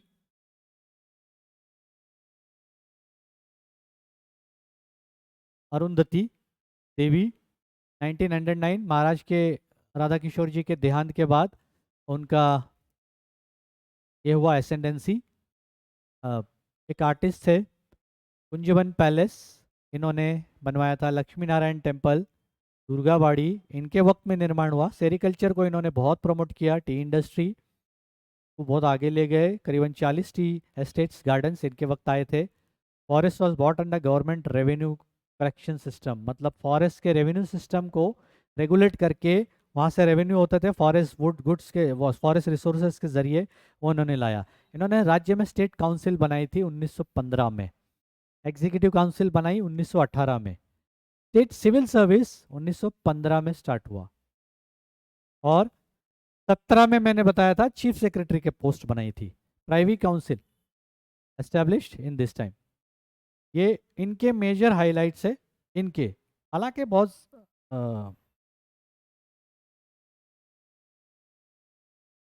ज़्यादा लंबा अरसा नहीं था इनके जीवन का, मैं बोलूँगा ये, बट इन्होंने एडमिनिस्ट्रेटिवली बहुत अच्छा काम हाथ में लिया था। ये एक इनका मॉडर्न पीरियड में जो राजा है, इनका एक बहुत बड़ा योगदान, आज के आधुनिकीकरण का जो आप चित्र देख रहे हो, ये वहीं से शुरुआत इसकी हुई थी।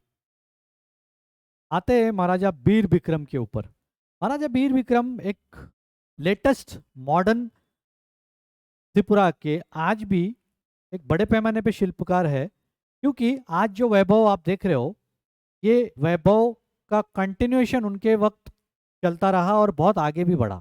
और महाराज का जो ये है, क्या बोलेंगे, highlights of his own period,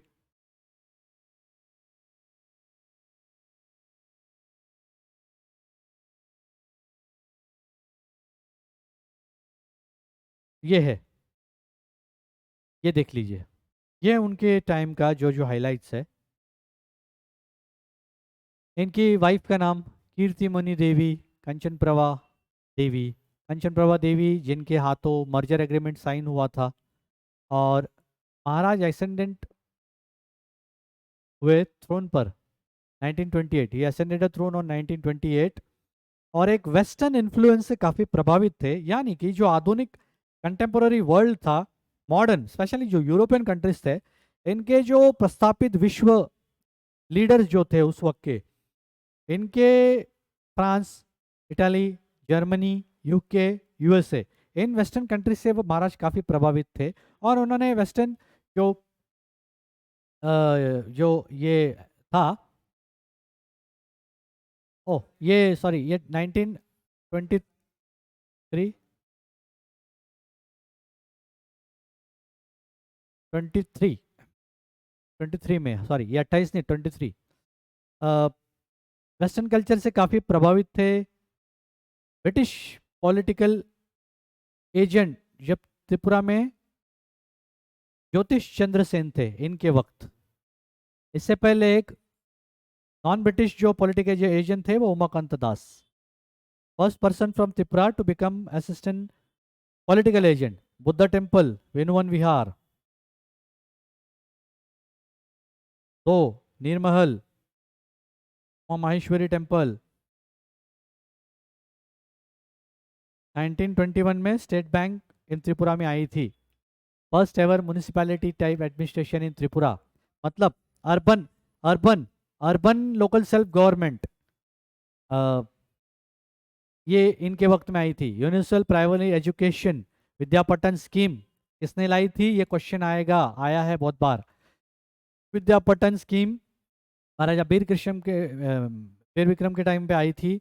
महाराजा 1947 सेप्शन, और 1997 को क्या गोल्डन जुबली हुआ था, याद रखना। ये क्वेश्चन 2013 20 अप्रैल 2013 टीसीएस टीपीएस के प्रीलिम्स में आया था, और उसके बाद भी कई बार आया है। रियांग रियोल्ट इनके वक्त में हुआ था, रियांग रियोल्ट इनके वक्त में हुआ था। ये इनके मेजर, आप क्या क्या कौन से टेम्पल्स इनके वक्त बने, ये घुमा फिरा के इसमें से क्वेश्चंस ये लोग देते हैं एग्जामिनर्स। ये थोड़ा सा याद रखना, इसका स्क्रीनशॉट ले लीजिए।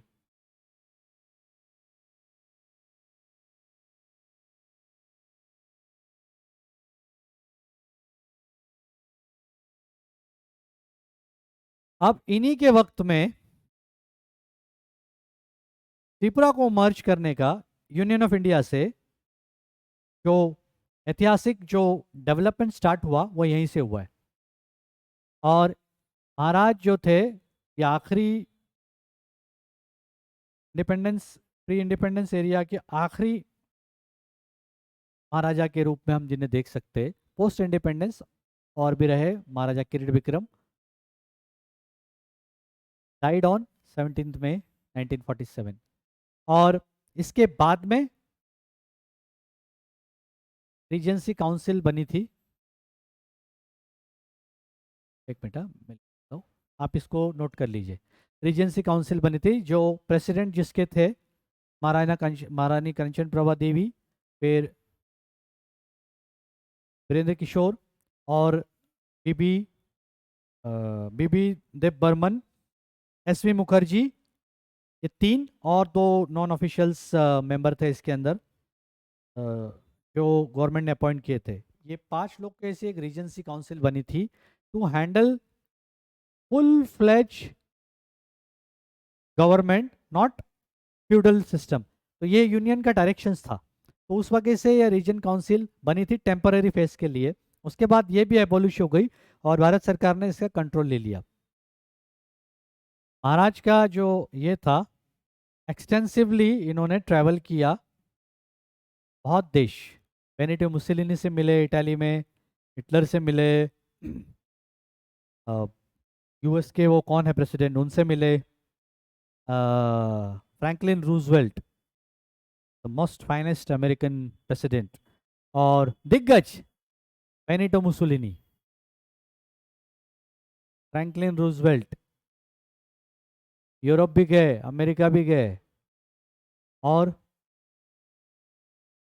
ये मेरे ख्याल में ये 3 बार गए हुए हैं फॉरेन टूर। 3 बार महाराज फॉरेन टूर पे गए थे। एक बार अपने स्विट्जरलैंड में अपनी बहन को मिलने गए थे जब वो बीमार थी। स्विट्जरलैंड भी गए महाराज। मैं हिमाचल नहीं गया हूँ, कश्मीर श्रीनगर बर्फ नहीं देखा हूँ अभी तक। ये आपने उनका हाइलाइट्स देखा। थोड़ा एमसीक्यू पे आके एक नजर गड़ाएंगे। Which one of the following kings started coinage of Tripura for the first time? मैंने जानबूझ के ये स्लाइड को पीछे रखा, मुझे देखना था कि कितने लोगों को ये स्ट्राइक होता है, क्योंकि एमसीक्यू ही सबसे ज़्यादा आपको चाहिए, इसलिए हमने उसका व्यवस्था किया 3000 एमसीक्यू का, जो आप बहुत सारे लोगों ने डाउनलोड भी कर लिया, परचेस करके सॉल्व कर रहे हैं। आप रत्नमाणिक्य जो है ये आगे इनके टाइम पे coinage. Which Tripura kings name is mention in Ain Akbari, मैंने ये भी डिस्कस किया था। पहले तो ये ऐन अकबरी लिखा किसने है? Abul Fazal, court historian of Akbar emperor, ये याद रखना। ये कंटेम्पररी थे महाराज के, विजय माणिक्य के टाइम पर। तो उस वजह से उनके अकबर के वक्त के लिटरेचर में, नॉवेल में, एज ए हिस्टोरियन ऐन अकबर ने ये नाम कैप्चर किया हुआ है अबुल फजल जी की लिखी हुई लिटरेचर में। तो ये आपको एक क्वेश्चन बहुत बार में देखा गया है, ये आता है, आ चुका है कई बार। Manikya dynasty was established by king Mahamanikya in the year 1400। यहाँ से एक्चुअल में आपका माणिक्य डायनेस्टी का आगमन होता है। रत्नमाणिक्य जो मुझे उस दिन कोई बता रहा था कि नहीं ये फर्स्ट किंग है, तो नहीं, वो फर्स्ट किंग है जिन्होंने कॉइन स्टार्ट किया। तो ये आपको याद रखना है। So there is a difference like this. अब ये कॉइनेज के ऊपर आया है, ये आया है। एक क्वेश्चन यहां पर यह भी बनता है, हु वॉज द किंग और एम्परर ऑफ इंडिया। और ये क्वेश्चन ऐसे भी आया है, who was the king of Tripura eight the time of period of Akbar. तो विजय माणिक्य, ये भी आप ऑप्शन टिक कर सकते हो, ये ऐसे भी क्वेश्चन इसका बन सकता है, तो रिमेंबर इट। ठीक है, या ऐसे भी पूछ सकता है कि महामाणिक्य दिया है बट ईयर नहीं दिया है, और which among the following year coincides with the beginning of Manikya dynasty, that coincides with Maharaja Manikya. ऐसे घुमा के भी क्वेश्चन आ सकता है, तो always be prepared for such kind of googly. Googly नहीं देंगे तो माथा काम नहीं करेगा, काम नहीं करेगा, सुस्त हो जाएगा शरीर, एग्जाम 2 घंटे में सॉल्व नहीं होगा। तो exercise your mind, think in a creative manner कि आप किस तरीके से क्वेश्चंस का जो ये है ना सिलेक्शन हो सकता है एज एन एग्जामिनर, क्या कर सकते हैं वो लोग, क्या कांड कर सकते हैं आपको तंग करने के लिए। बट डरिए मत, आपका अगर इंफॉर्मेशन स्टोर अच्छा है तो आपको कोई भय खाने का जरूरत नहीं है। ये क्वेश्चन है, the battle of Jilkua was fought between whom, क्या शुजा एंड अमर माणिक्य। अमर माणिक्य नाम याद रखिए, मुकुट माणिक्य याद रखिए। Who which Manikya king was had adopted the title of मुकुट माणिक्य, which Manikya king consumed poison, ये है सेम, पॉइजन से भी विकेट हो गया। तो ये एक याद रखिए, इस तरीके के 2 क्वेश्चन घुमा के आते हैं, आपको 2 इन्फॉर्मेशन मिल गया एक एमसीक्यू में। Arrange the following kings of Tripura according to the correct chronological order. बहुत इंपॉर्टेंट है कि आप मेन मैं क्यों बता रहा था कि मैं सेमिनार में ये जो नाम है इस पे मैंने मेरे पहले स्लाइड में टिकमार्क करके रखा है, इसलिए ताकि मैं उनके मेन जो हाईलाइटेड जो नाम है उनके ऊपर ज़्यादा इंफॉर्मेशन दूँ, specifically in terms of the chronological period era, so that will help you to decode the question that if it is asked from the reigning period, वहां पर गंडोगोल हो जाएगा आपका। वो इजी करने के लिए मैं उस दिन आपको दूंगा, आज दूंगा तो आपका घूम जो है वो बर्बाद हो जाएगा, आप सो नहीं पाओगे, इसलिए ज़्यादा बम्बार्डिंग नहीं करूंगा। उसके बाद एक क्वेश्चन आता है, who was the first among the Manikyas to travel extensively. अभी कुछ देर पहले ही बताया, इनके अलावा कोई किया ही नहीं ज़्यादा एक्सटेंसिव ट्रैवल, 3 बार कर लिए वो, और क्या चाहिए, कोई ऑप्शन देखना ही नहीं है, सीधा लॉक करो एमबीबी।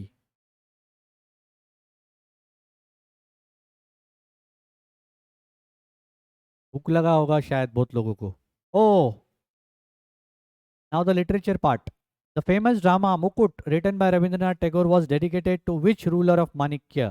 मुकुट, अभी कुछ देर पहले बताया मैंने, मुकुट माणिक्य, ये मुकुट माणिक्य। क्वेश्चन आ गया आपके पास, क्वेश्चन आ गया आपके पास, देखो आंसर। मैं ऑप्शन रिपीट नहीं करता हूँ, it's a waste of time, waste of time. Amar Manikya, Mukut Manikya. Who is known by the title of Mukut, अभी कुछ देर पहले ही बताया मुकुट, और विष प्राशन इन्होंने किया था। Name the Tripura ruler who moved his capital from old Agartala to new Agartala in 1835। Capital कुछ अलग अलग टाइम पे चेंज हुई थी, वो याद रखना जरूरी है। ये कृष्ण किशोर के टाइम पे हुआ था। ये इस टाइप का क्वेश्चन में से एक आने की संभावना 99% है, आप याद रखिए। विच ruler of Tripura built Ujjain palace. कुछ देर पहले मैंने एडिशनल इंफॉर्मेशन स्लाइड में दी थी। राधा किशोर माणिक्य, कौन से साल में, 1901। कंपनी का नाम था मार्टिन्स एंड बर्न कंपनी, इन्होंने उज्जैन पैलेस बनाया था। ठीक है, 3 फैक्ट्स इसके साथ ऐड कर दिए तो आपको तीनों इंफॉर्मेशन मिल गई। घुमा के क्वेश्चन पूछा तो आपको सॉल्व करने में इजी होती है। यही है उज्जैन पैलेस, जुलाई 2011 तक असेंबली यहाँ चलती थी त्रिपुरा की। तो चाहिए तो स्क्रीनशॉट ले लो, स्टॉप करके बाद में स्लाइड में या वीडियो में।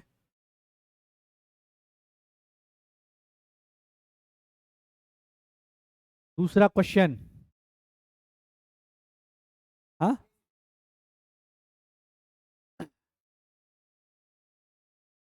ठीक है। Which of the following Manikya kings of Tripura prohibited the practice of human sacrificing in his kingdom.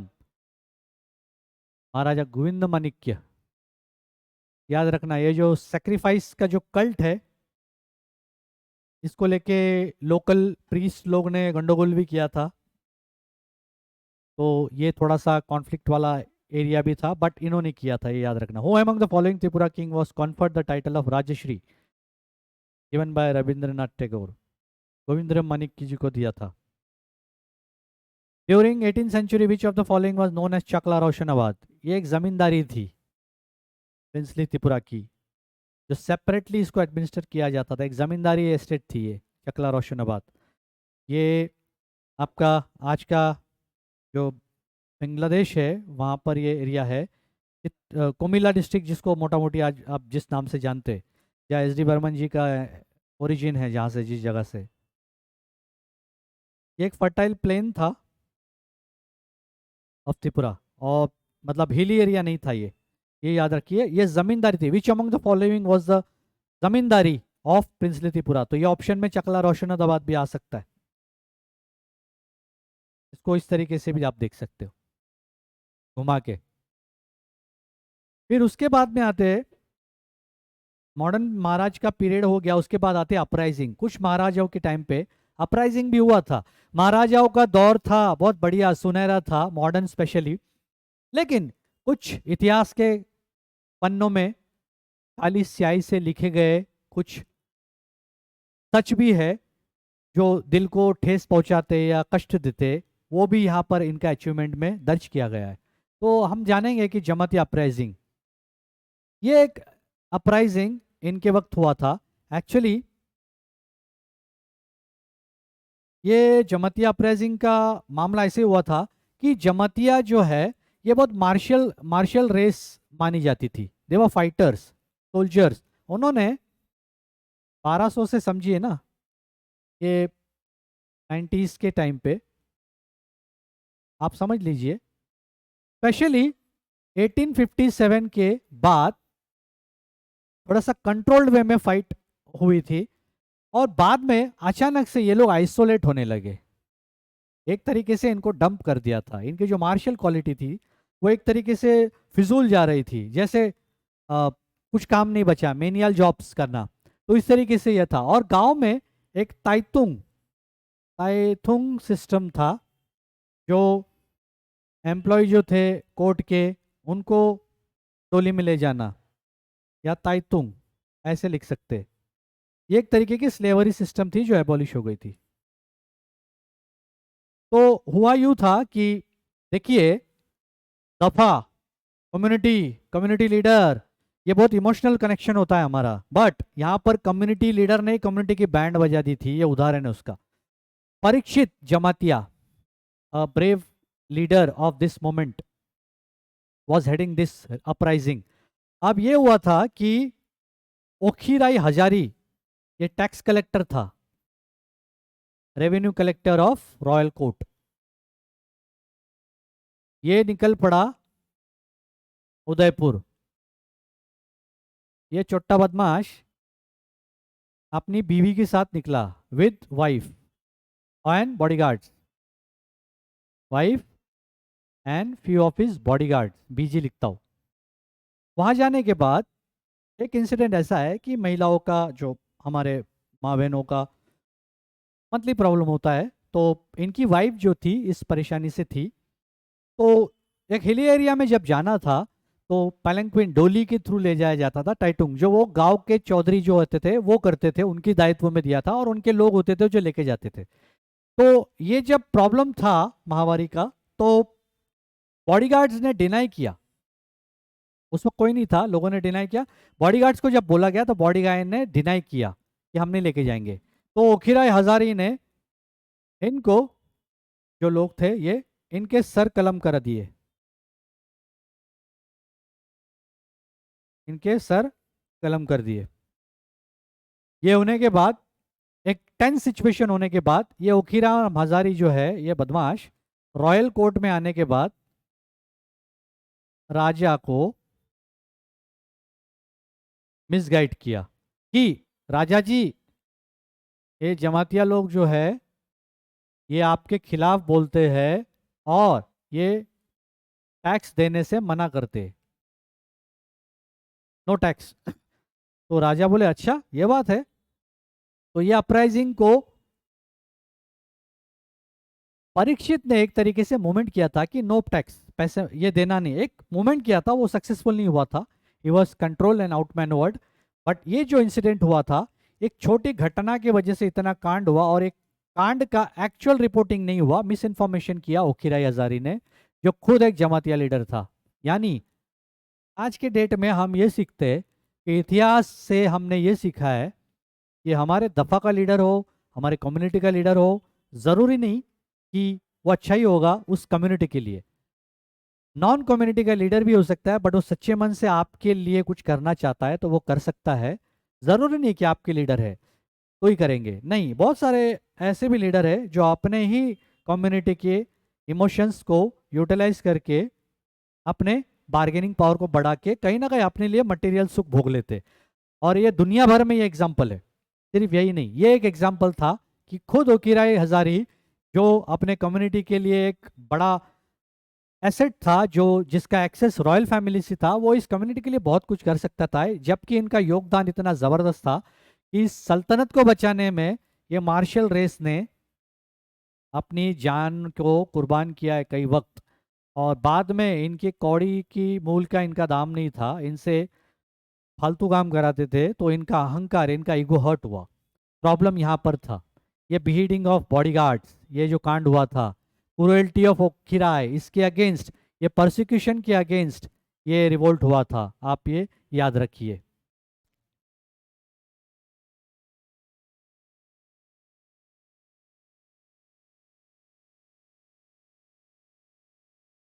अब ये जो होने के बाद रॉयल कोर्ट में जब बातें आई कि एग्जैक्टली क्या कांड हुआ, Okhirai misinform the royal court about the Jamatia community who believe the narrative of means actually यहाँ पर मैं कहूँगा कि राजा जी थोड़े हल्के कान के हो गए, इसलिए आदमी को कच्चे कान का कभी नहीं होना चाहिए। यहाँ पर ये जो मिस इन्फॉर्मेशन था, राजा जी के पास बहुत ऑफिशियल्स थे और वो पाइस बारीद जिसको बोलते थे इंटेलिजेंस, ये भी होता था मोटा मोटी। तो मुझे नहीं पता चलता था कि इनका इंटेलिजेंस फेलियर कहाँ हुआ और why he succumb to the misinformation campaign of this notorious Okhirai Hazari who misled by narrating some different information. अब इसके बाद इमिजिएटली राजा जी ने एक पुलिस का यूनिट डिस्पैच किया था टू सप्रेस दिस पीपल। और इतना ही नहीं, जो सबसे बदमाश कुकी रेडर जो माने जाते थे, जिसकी वजह से बहुत तंग आए थे लोग, पहले दूसरे लोग भी आए थे, ये कुकी रेडर्स का एक ग्रुप बुलाकर उदयपुर में भेज दिया गया और वहां पर जमातिया भाई बहन जो है उनके घर जलाए, फूक दिए गए, भांगचूर कर दिया गया बाड़ी, और सत्यानाश कर दिया गया। और वहां से अपने ताकत को, अपने प्रभाव को दिखाने के लिए 200 लोगों के सर कलम कर दिए थे और उनको अगरतला लाया गया। अगरतला के रोड के पैरेलली बैम्बू के स्ट्रक्चर्स खड़े कर दिए थे, all across parallelly the town road. क्यों? ये कटे हुए सर लोगों को दिखाने के लिए कि देखिए हमने इनकी ऐसी वाट लगाई है, क्योंकि ये राजपाट के खिलाफ विद्रोह कर रहे थे, तो हमारे खिलाफ कोई जाएगा तो उसका ये हाल होगा। ये परेड कर रहे थे शॉ एलिजी में ना, फ्रेंच रेवोल्यूशन के टाइम नरसंहार हुआ था, तो ये इस तरीके का स्टाइल यहाँ पर भी हुआ है। फ्रेंच का रेवोल्यूशन याद कीजिए, शॉ एलिजी में इस तरीके का स्कल को प्रोजेक्ट किया गया था, रोड पर परेड किया गया था। यहाँ पर भी हुआ था ये जमाती अपराइजिंग में, ये 200 सर उड़ा के अगरतला लाया गया दिखाने के लिए कि देखो हमने क्या किया। It's such a sad part of history, unbelievable कि one can be so atrocious. कत्ल करने वाले के हाथ कांपते नहीं है, ये सबसे बड़ी हैरान करने वाली बात है। और कत्ल होने वाले को इनोसेंट जब लोग देखते हैं तो अंदर से घबरा जाते हैं। See the difference between two human beings.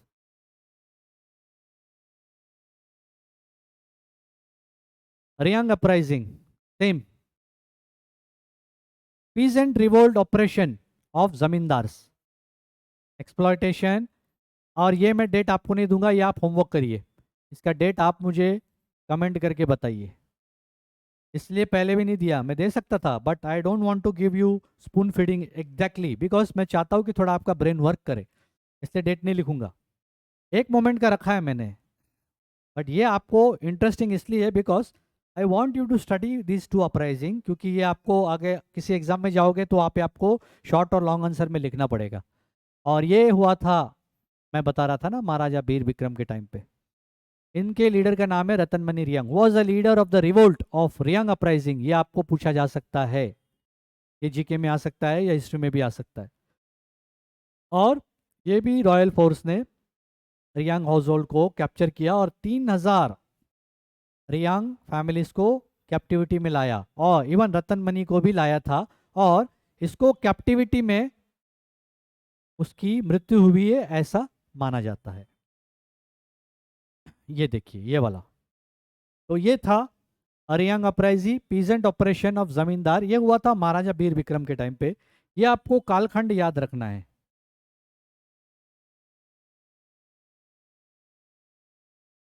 ये मोमेंट का सिर्फ हमने डेट दिया है, दो का आप खुद निकालिए, गूगल करिए, जो भी करना है आप कमेंट करके बताइए। जनशिक्षा मूवमेंट एक साधारण लोगों के शिक्षा के लिए कॉन्स्टिट्यूशनल अमेंडमेंट बिल तो आज भी आया है कुछ साल पहले। Education has become a fundamental right. तो ये आप समझ सकते हैं। त्रिपुरा में भी 1945 में एक मूवमेंट हुआ था जिसको बोलते हैं जन शिक्षा मूवमेंट 1945 में, और ये काफी पॉपुलर था क्योंकि उस वक्त education was believe to be a matter of access of only privilege class, और जो एफर्ट कर सकते थे जन साधारण के लिए शिक्षा हासिल करना उतना सहूलियत वाला नहीं था, उतना एक्सेसिबल नहीं था। तो शिक्षा को आम लोगों तक पहुंचाने के लिए, आम हाउस होल्ड तक पहुंचाने के लिए ये एक मूवमेंट सामान्य लोगों ने किया था। कब हुआ था ये? स्पेशली यहाँ पर मैं बोलूँगा कि जनजाति भाइयों के कुछ लीडर्स थे, और उन्होंने ये मूवमेंट हाथ में लिया, और डाउन ट्रोडन सेक्शन जो हमारे इंटीरियर्स के जो लोग हैं, इंडिजिनस भाइयों को डेवलप करने के लिए ये मूवमेंट बहुत पॉपुलर हुआ। अब जब ये हुआ तो एक तरीके का भय का वातावरण राजपाट चलाने वालों के मन में था, तो उनको सप्रेस करने के लिए भी योजना बनी कि कहीं ये मूवमेंट पॉपुलर हो गया तो वो ओवरशैडो हो सकते हैं, ऐसा एक भय का वातावरण वहां पर मौजूद था, और उसको काउंटर करने के लिए भी एक संघ बना था। और आगे एक तरीके से एक अलग ऑर्गेनाइजेशन जो फ्यूचर में एक अरसे के बाद, कुछ डेकेड के बाद इंसर्जेंसी की शुरुआत का एक कारण भी रहा है। त्रिपुर संघ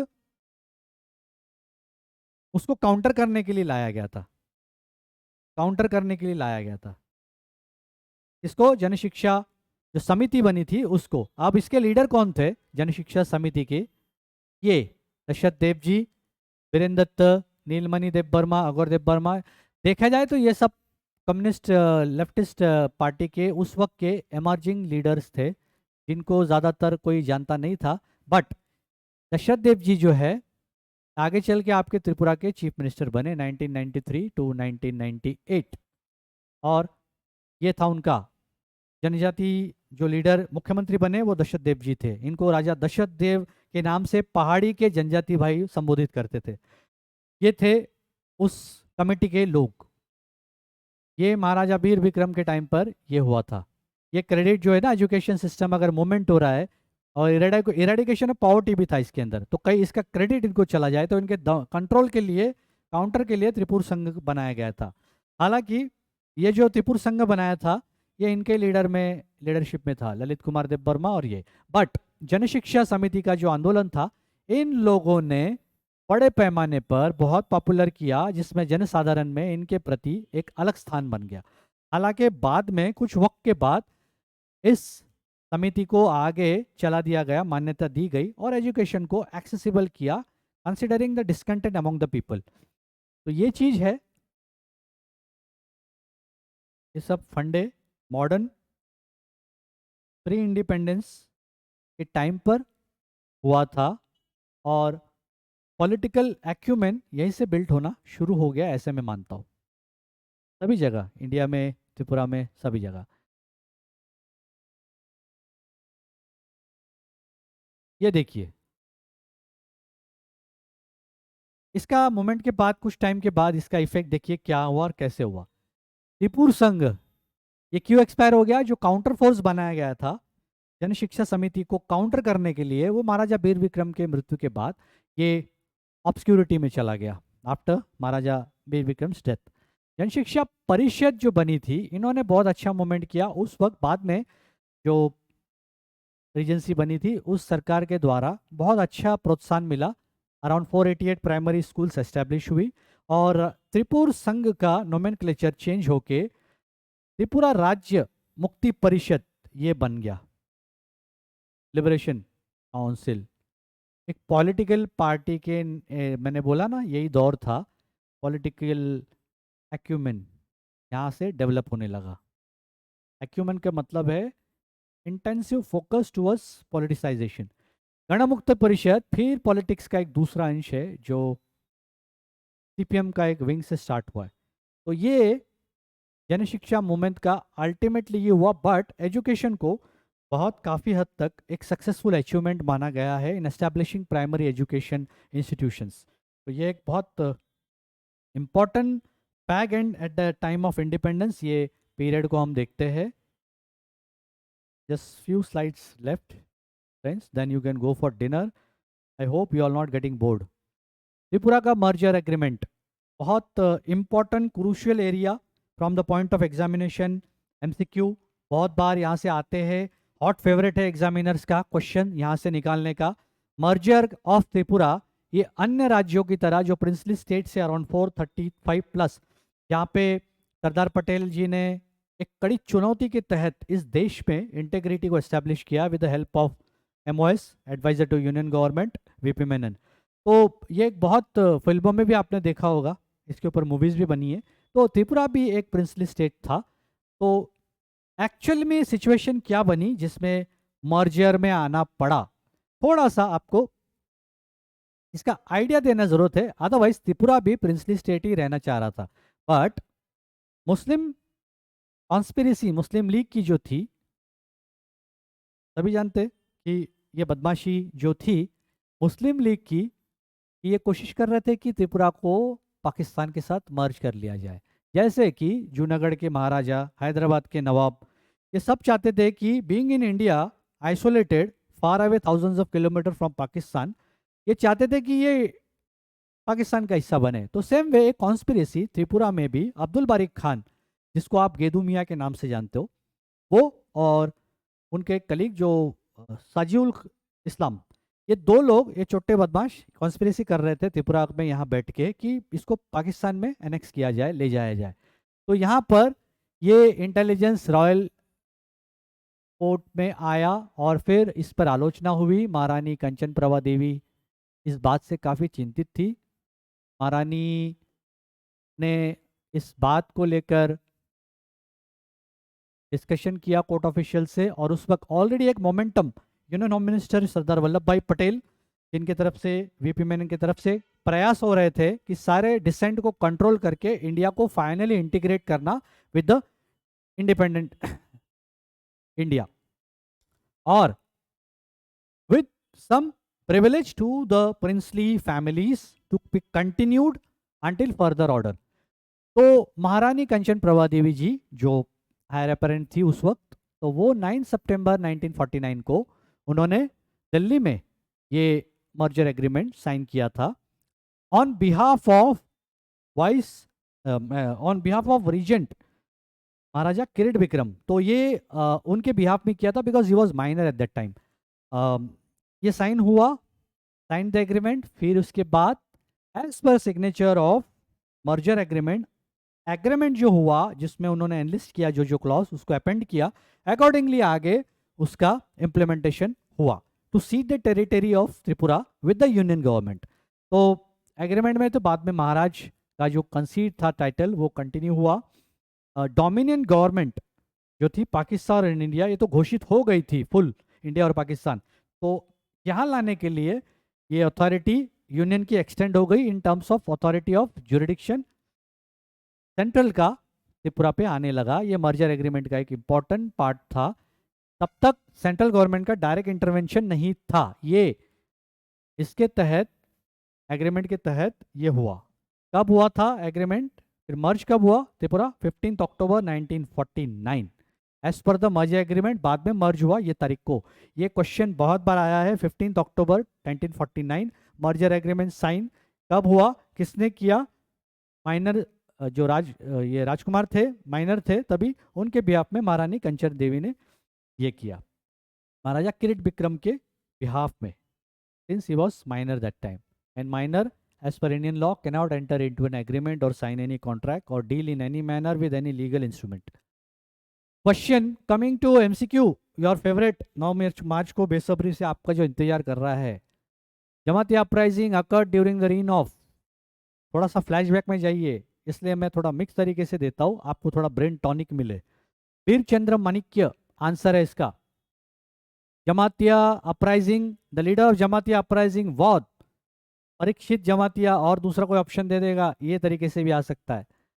leader of Reang uprising Ratanmani Reang, ये लीडर पूछ सकते हैं, या फिर रियांग अपराइजिंग, एक होमवर्क आपको दिया है, साल पता कीजिए, जमातिया अपराइजिंग, रियांग अपराइजिंग, और साल पूछा जा सकता है, विच ईयर इट हैपेंड, इस तरीके से भी पूछा जा सकता है।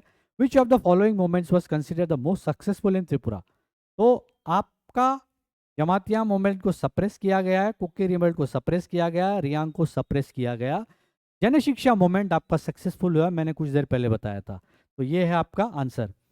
तो इसमें जन शिक्षा मूवमेंट कौन से साल में हुआ ये पूछा जा सकता है। इन which year the Jan Shiksha movement happened in Tripura, 1945 it was launch. Who among the following are the leaders of Jan Shiksha समिति, वो the members of Jan Shiksha समिति, दशरथ बीरेन्द्र दत्त, ये जो नाम मैंने तभी बताए। आपको ऑप्शन को ध्यान में रखना है, मैं एमसीक्यू में क्वेश्चन जानबूझ के डालूंगा, तो ये तो आपको इसको ध्यान रखिए, ठीक है। खत्म, tata goodbye, tata goodbye का टाइम आ गया, रुको भागो मत, हमें जानी घूम आई से, बट घूमने का टाइम नहीं है, घूम भूल जाओ कुछ दिन। और ये दिख रहा है बेल आइकन, क्या लिखा है, सब्सक्राइब, कितने लोग बाकी है करने के लिए, वैसे काफ़ी लोग ने किया है, very happy, thank you for subscribing and taking the advantage of this lecture series. I think it will always be in the interest of the student community. आपको फ्री से ज्ञान जहाँ भी मिले ले लीजिए भाई साहब, कोई दरकार नहीं है, कहीं से भी ले लीजिए, नो प्रॉब्लम, हम यहाँ हैं, हमसे लीजिए, और भी कहीं मिलता है, ले लीजिए, ज्ञान अर्जित करिए, ज्ञान बेकार नहीं जाएगा, ज्ञानी को ज्ञान मिले करे ज्ञान की बात, गधे को गधा मिला झड़ के खाए लात, ये याद रखना, ज्ञान से कभी भी समृद्धि आएगी। और important, you can scan the QR code, you have the WhatsApp number, Instagram सभी पर we have our presence, Facebook address is there. और जिन्होंने MCQ परचेस करना है, you already told in the earlier side, you can contact, however कोई technical difficulty आती है तो। और गुड लक, आई होप आप लोग पढ़ाई कर रहे हैं अच्छे से, 3 लेक्चर हमारे आज हो चुके हैं, और आशा करते हैं कि आने वाले दिन में we can give you a good. देखिए टेक्निकली एक सिंगल लेक्चर में त्रिपुरा या इतिहास को किसी भी तरीके से पढ़ाना उतना आसान या कंफर्टेबल नहीं होता है, but however whatever facts I could be able to give you in much less time at my disposal, at your disposal, I think I could give as much as possible.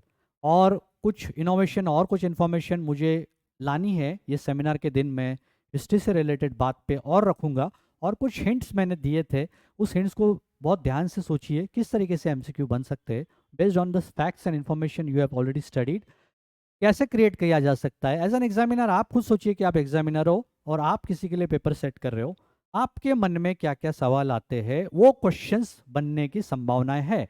आप ये मान के चलिए human psychology works in a similar manner, the difference is only the amount of information an individual has, यही difference होता है। It doesn't matter what kind of audience it is student और N examiner, but information से आपका mind accordingly work करना शुरू हो जाएगा, प्रोसेस करना शुरू होगा कि आप किस तरीके के क्वेश्चन एक्सेप्ट कर सकते हो।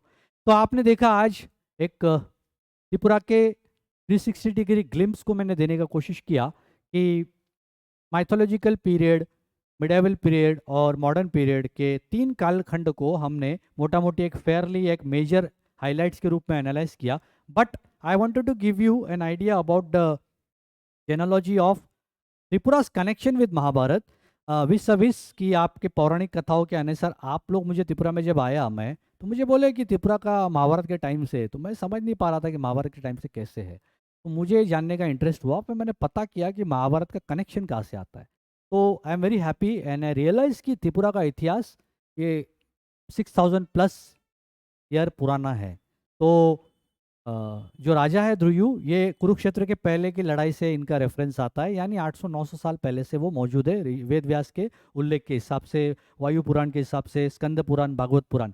तो ये चीज़ याद रखिए, वहाँ से आपका एक रिच लेगेसी है हिस्ट्री का, शुरू होता है टिल महाराजा वीर विक्रम। और लेटेस्ट में महाराज आपके जो किरीट विक्रम जी का जो, हाँ एक क्वेश्चन आता है कि महाराजा किरीट विक्रम जी जो थे, इनका देहांत कब हुआ? तो 2007 में कोलकाता में हुआ, याद रखना। और उनके हायर अपेरेंट महाराज प्रद्योत किशोर देवबर्मन, जो इस वक्त है त्रिपुरा के राज परिवार में, उनकी मम्मी जो है महारानी विभू कुमारी देवी, जो त्रिपुरा में ये सवाल भी आता है कि वो रेवेन्यू मिनिस्टर भी थी, फिर वो एमपी भी बनी थी।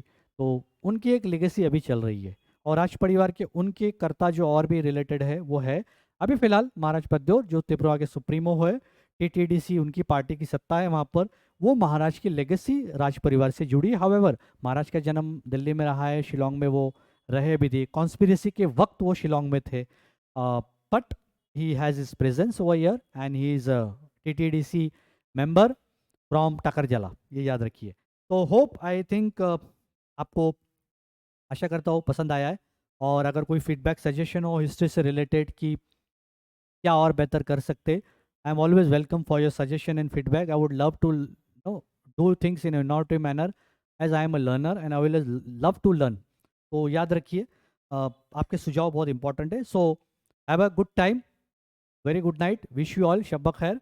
और सब्सक्राइब कीजिए, बेल बटन क्लिक करिए, get a new next notification and keep a tap on all the updates on our channel and website.